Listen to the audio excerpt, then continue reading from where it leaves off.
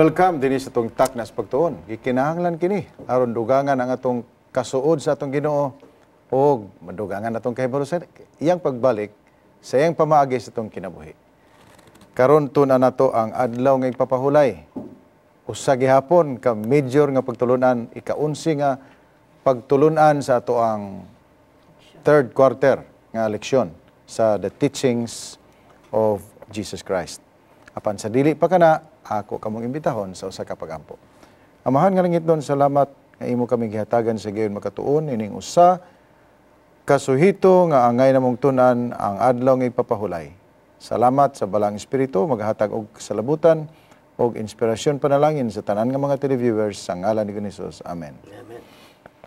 Atong i-welcome na usab ang atong kauban dinhi sa studio, Ma'am Shirley Aguinaldo, ang pangulo sa tanang pamilya sa Tibok Mindanao, ang pangulo sa mga kabataan, Children Ministry, o si Pastor Pakibo, itong Union Evangelist, o sa Urban Evangelism.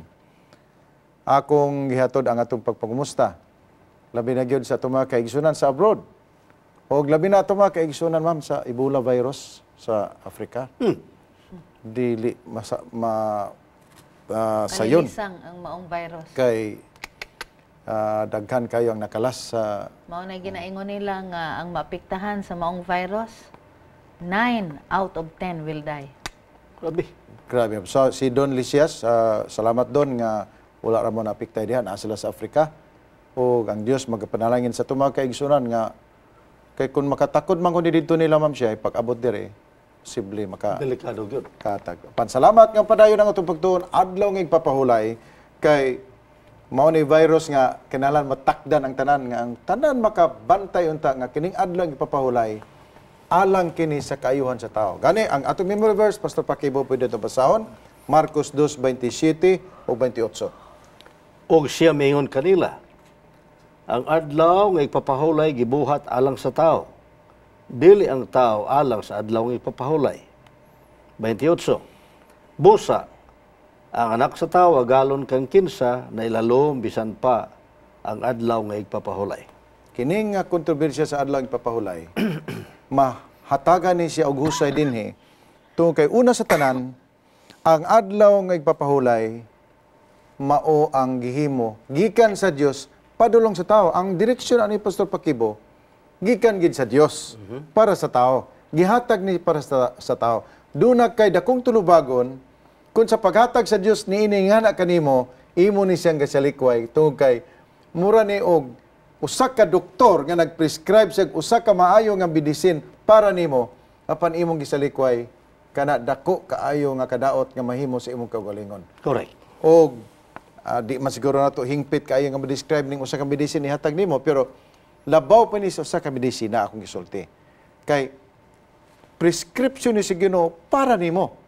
Wala na ilain nga pinakadako nga kayuhan nga gihatag sa tao mao ni Ma'am Shay ang adlaw nga igpapahulay. So kaning adlaw ipapahulay gibuhat sa Ginoo alang gyud sa atong kaayuhan. Alang sa tao gyud. Og para nako kini siya mao ang silyo nga nagpaila nga adunay magbubuhat, no? Mao na tinuod Na Ma'am Shay. magbubuhat sa tibuok kalibutan nga mao ang Dios nga buhi.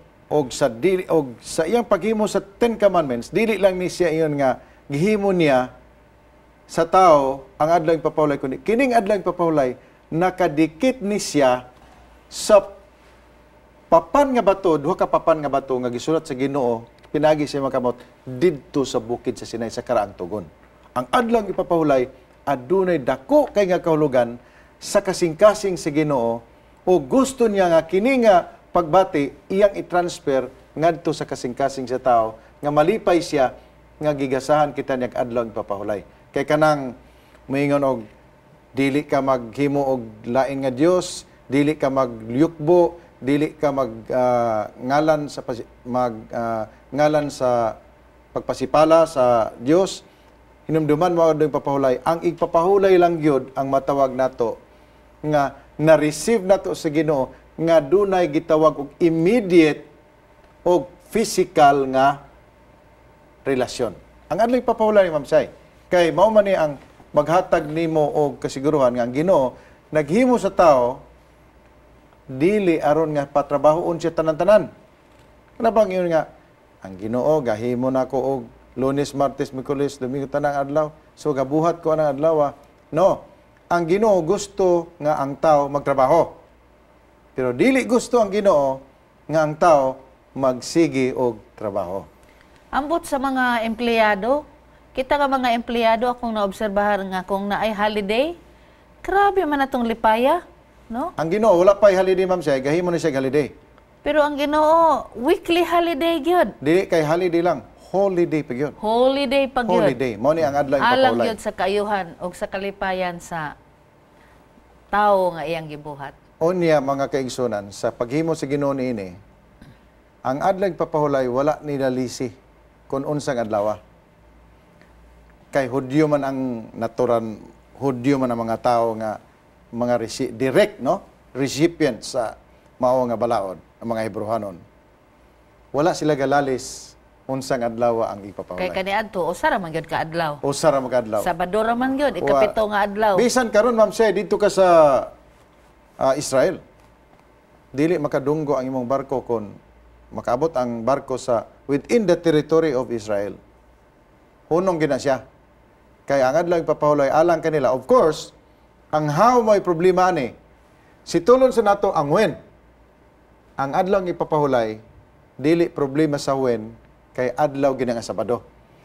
Moadto man ka sa diksyonaryo, moadto ka sa encyclopedia, itudlo gini mo nga ang adlaw nga ipapahulay adlaw nga ikapito nga mao ang Sabado.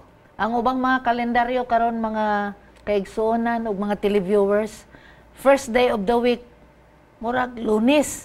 Pero balik ta sa diksyonaryo, what is Sunday? What is the first day of the week? Sunday gyud. Sunday gyud. So ihapon na to Sunday, Monday, pagka ikapito, adlaw gyud nga Sabado.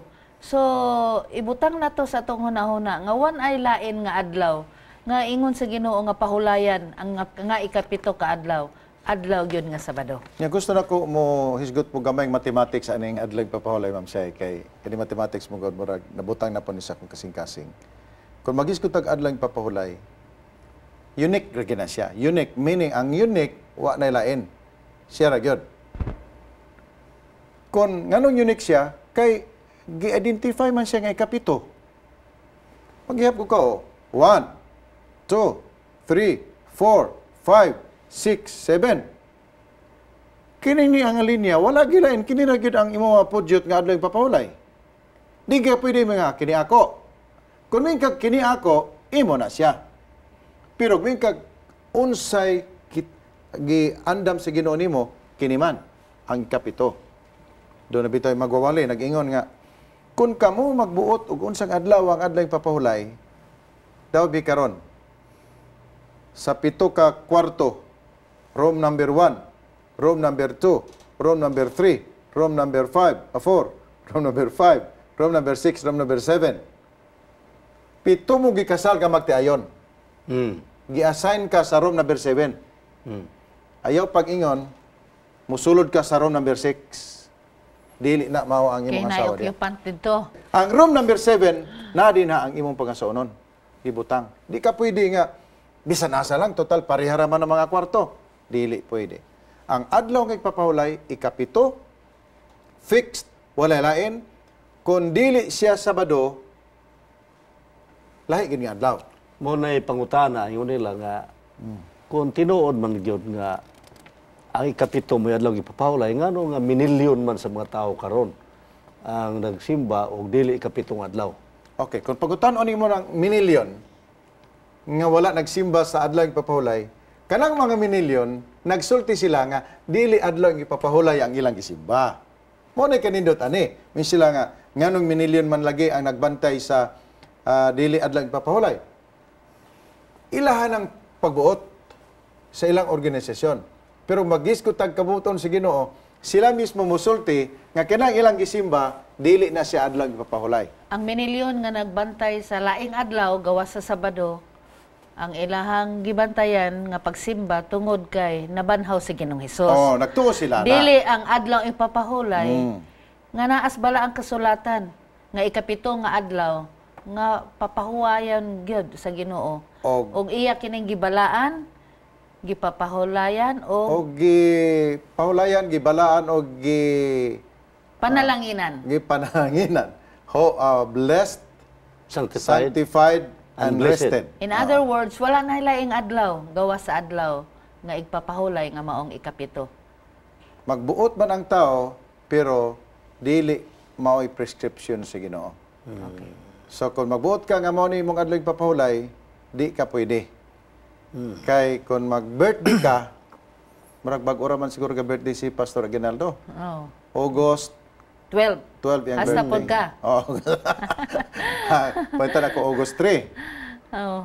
Di gyud ko pwede mayon nga, Bahala kung sa August adlaw. 4 lang ko. Total, parehara mang adlaw. Lahi gid ang meaning. Oh, pwede nimo na inuni mo nga itingob lang nato ang atong selebrasyon. Pwede ang selebrasyon, pero ang kahulugan sa imong tinuod nga adlaw na tawahan, dili nimo So mabati. dili gid pwede. Di pwede na Dili siya. nga. mailisan. So kung ang birthday 3, ang selebrasyon 3, yun. Dili, wala ko gaingon nga ang celebration kun dili. Ang imong birthday nga 3, imo gina siyang himuon nga pinasahi sa Ginoo. Kung mangaon man mo og 4, nangaon ra mo. Pero dili na siya mao imong birthday. Pero mas Kay- mayag yun nga kung 3, ato po itunong ang pagpangaon. Kay ang pagkaon mo permanente man na. Permanente man ang kaon. Mao nagingon sa uban nga, gasimba man gyapon mi. Pero dili na mao ang giingon sa Ginoo.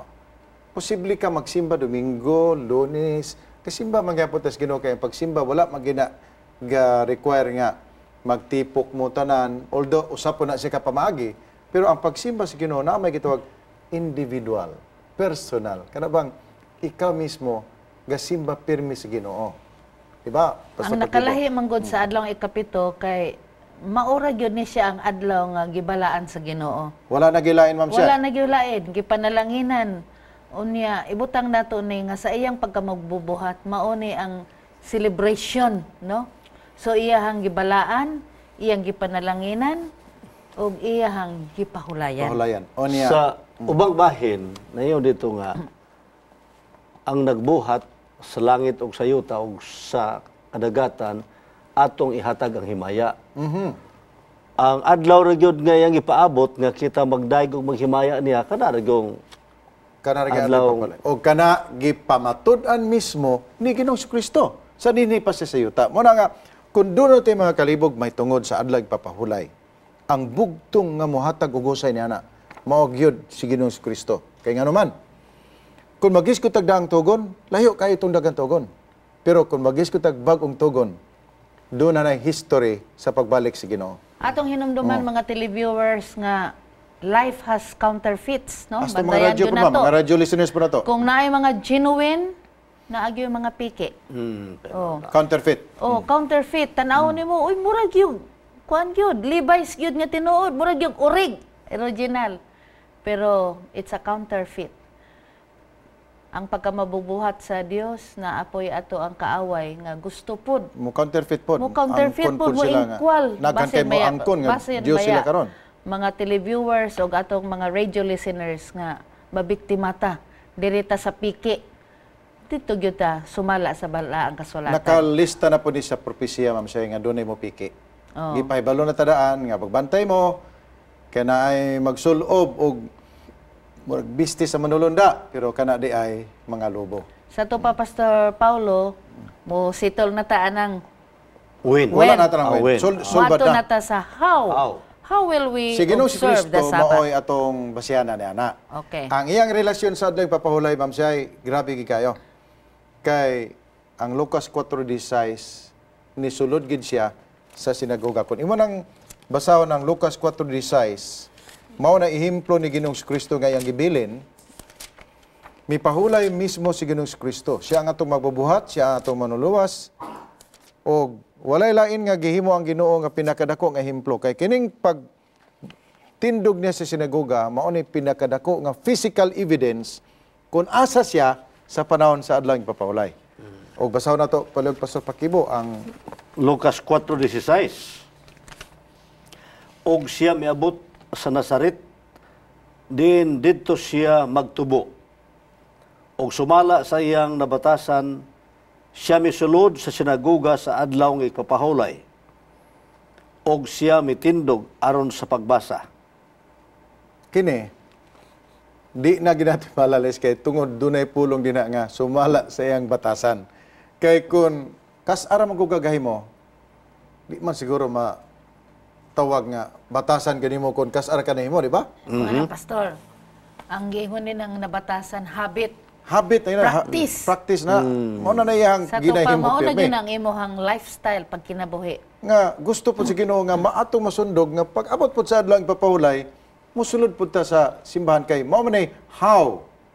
Sa to pa, lahi gyud siya sa laing mga adlaw kay gikas Domingo abot sa Biyernes, Pwede trabaho man ka. Trabaho ka, pwede nimo Oo. mo ning personal. Pero na mabutang. sa Sabado kay iya man sa Ginoo nga adlaw, lahi sumala sa iyahang nabatasan.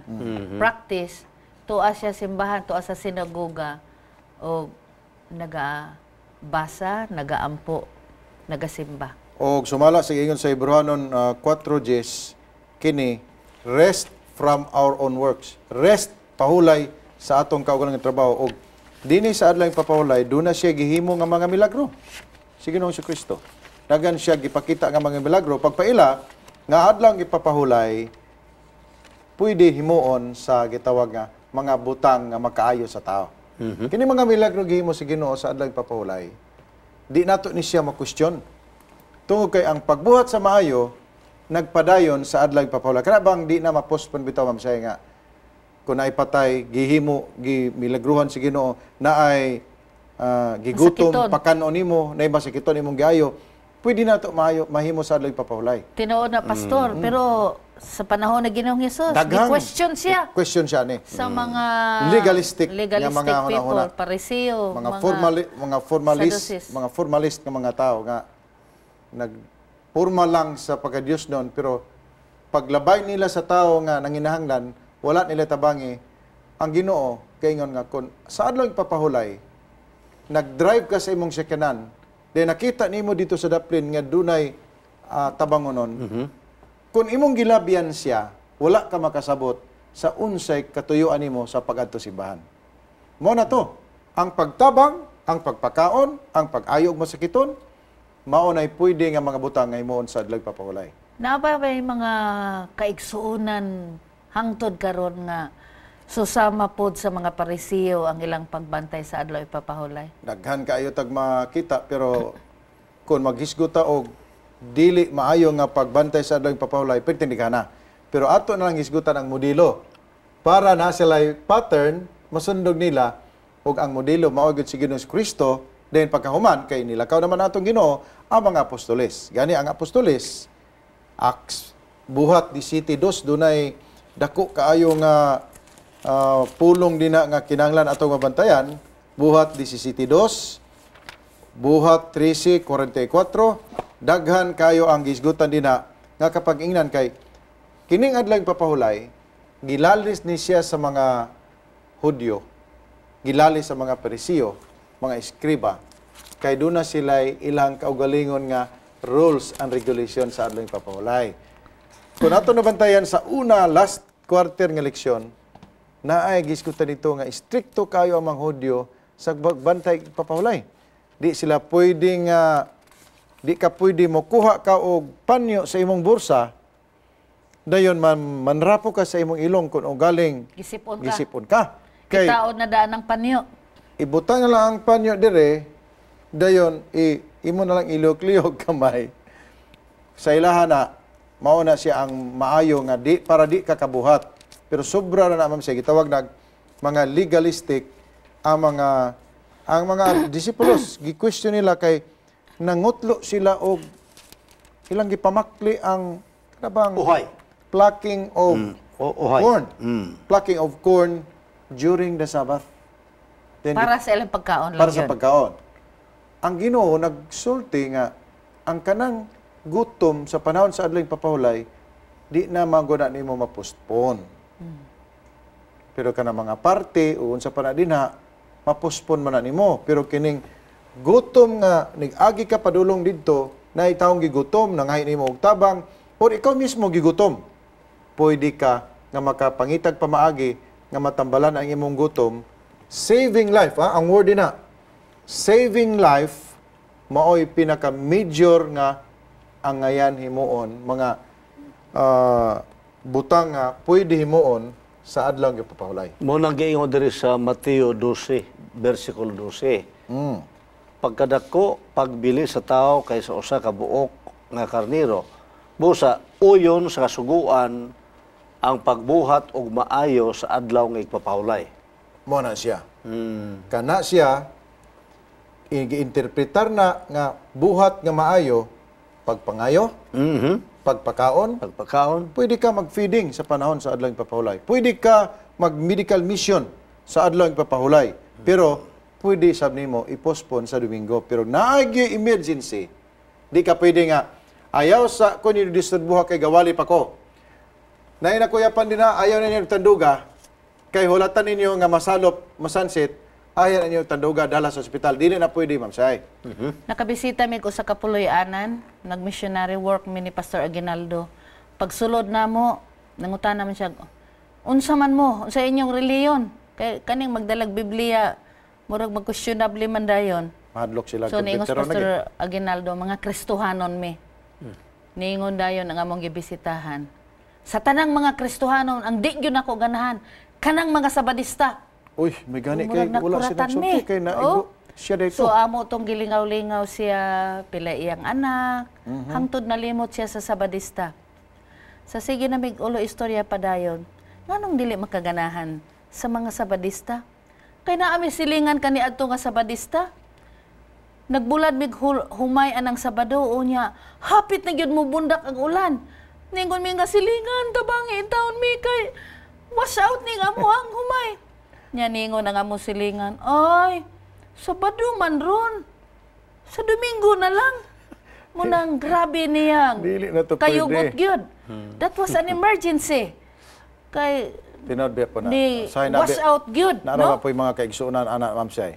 Sa pagka taod-taod na ingon mi nga kanang manong mga Seventh-day Adventist mi ingon niya Kana. Mayo. kana Oh. Seventh-day Adventist Mo na mayo. mga maayo kayo na nga tao pero kanang mga Sabadista ay Di lang allergic yun siya kaayo Asal mga pag- kaigsuonan Ay, lang mahinom yun, pag dumi di sa ta mo pag-ingon dawat na ang Ginoong Sabadista, Isos nga Oo. pwede gyud sa mga emergency ang pagtabang pagbuhat og maayo Di lang labi na pagta- gayud sa pagluwas og kinabuhi. Ay lang po paghimog emergency. Ay pagpanulong dito, kinsay nag mga bugas nga gibang bulad sa para Gibang panahon bulad, ipapahulay kay mutabang ka kay para may rason ka di kadto simbahan. Ay lang po di mo ana. Mao gyud. Ang importante nga kun dunay mga emergency. Kana emergency di man siguro permanente na. Wala Ay na, pero talag-saon ayaw ra kayo na. kada bang may rason ka nga nganong wala man ka ni simba. Di lang ko mo simba kay magbanta-bantay ko na akong silingan basin mo ulan unya. Bulan na sila, bulan Lahi na humay. po, lahi na po na. Lahi na Binuang siya. nasab Kay na. kana na imo naman ang gituyo naman nimo. So mubalik ta sa atong gihisgutan nga how. O sa unsang pag-agi nga atong madaig ug masimba ang Ginoo, dili lang di ay pagsimba, Dili lang sa pagsimba. kundi dili sa pagbuhat og Maayo. Maayo. Maayo. Muna nga, pero ang gitawag na siya nga, in kaso maabot na siya nga mga emergency. Ayaw paghimo og emergency. Kami ka nga, panahon sa Biyernes sa gabi, maupo itunong nga labad imong ulo. Oo. Ano man nga pagka Sabado sa gabi sunset, wala mang labad sa ulo.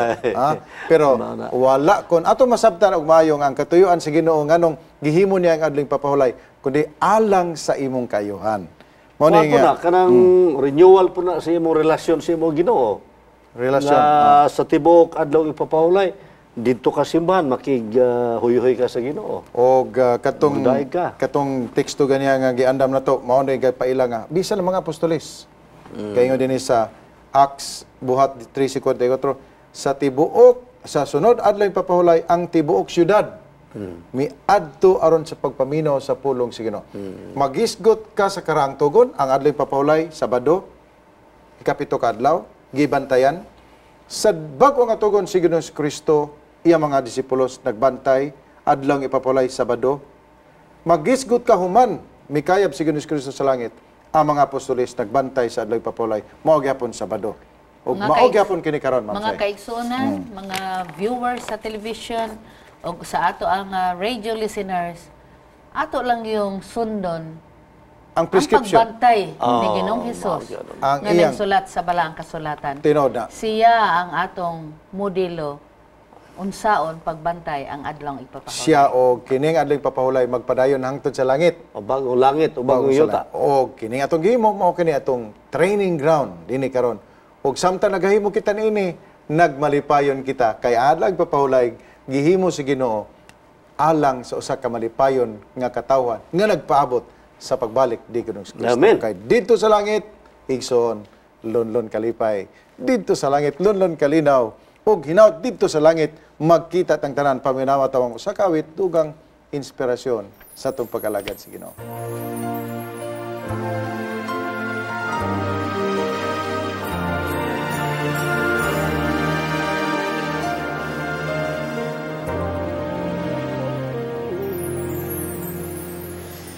Every day I think of you, every moment of each of my life is complete now, all because of you. You put a song in my heart, now there's a melody of love. There never was and there will never be a sweeter melody. Take my heart, take my mind, fill me, I pray, with your love. Take these hands and make them fly. I give my heart, I give my mind, feel and I pray with your love. Give me light that I may shine in you.